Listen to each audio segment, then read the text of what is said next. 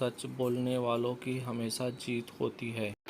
एक बार एक राजा दरबार में न्याय कर रहा था। उसके सामने दो फरियादी खड़े थे जो न्याय मांगने दरबार में आए थे। राजा ने उन्हें अपना पक्ष रखने के लिए कहा। दोनों ने बारी बारी अपना पक्ष रखा। जब पहले व्यक्ति ने अपना पक्ष रखा तब राजा अपने छोटे से बच्चे के साथ खेलने में व्यस्त थे। उनका ध्यान कम था। और जब दूसरे ने अपना पक्ष रखा तो राजा ने उसकी पूरी बात ध्यान से सुनी, जिसके हिसाब से राजा ने अपना फैसला दूसरे फरियादी के हक में सुनाया, जिसे सुनकर सभी दरबारी स्तंभ रह गए, क्योंकि दूसरे सभी को पहला व्यक्ति निर्दोष लग रहा था, पर राजा के सामने सच बोलने की हिम्मत किसी की न थी। इस बात को 2 दिन बीत गए। बिना किसी कारण के पहले फरियादी को उसकी सज़ा काटनी पड़ी थी। जब इस बात के बारे में उस व्यक्ति के बेटे को पता चला तो उसने दरबार में आना तय किया।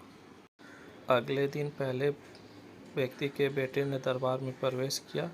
उससे पूछा गया कि वो क्यों आया है। तब उसने राजा से कहा, हे राजन, मैं आपसे एक न्याय चाहता हूँ। राजा ने कहा, कैसा न्याय? तब उसने कहा, एक राज्य है जहाँ मेरे पिता अपनी फरियाद लेकर गए थे और उन्होंने अपना पक्ष रखा, लेकिन राजा उनकी बात सुनते वक्त सो गया था और जब उठा तो राजा ने दूसरे व्यक्ति की बात सुनी और उनके हक में फैसला सुना दिया।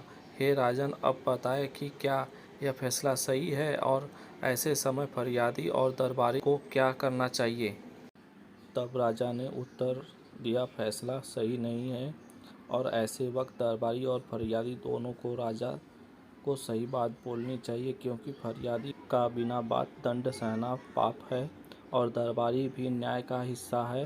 राजा कोई भगवान नहीं है, उससे भी गलती हो सकती है। ऐसे में दरबारी को राजा को अपना दृष्टिकोण देने का पूरा हक है, क्योंकि किसी भी न्याय पर पूरे राज्य का प्रतिष्ठा निर्भर करती है। यह सुनकर सभी दरबारी का सिर लज्जा से झुक गया। राजा की बात खत्म होने पर फरियादी के बेटे ने राजा से कहा, हे राजन, वह राजा आप है। आपने मेरे पिता को सजा दी है।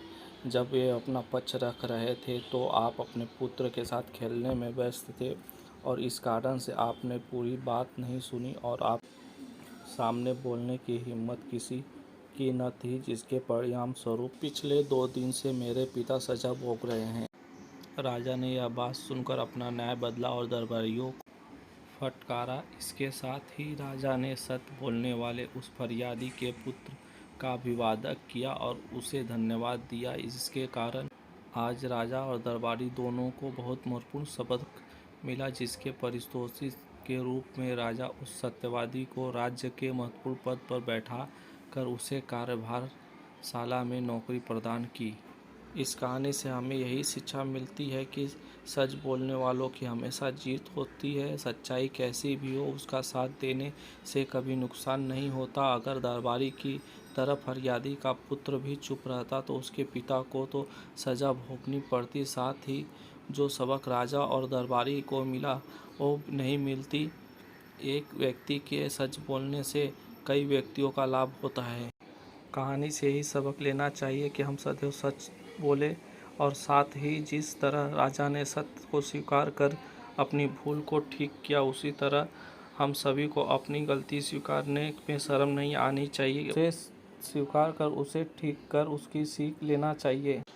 अगर आपको हमारी कहानी पसंद आए तो लाइक, सब्सक्राइब और प्लीज़ कमेंट करिए।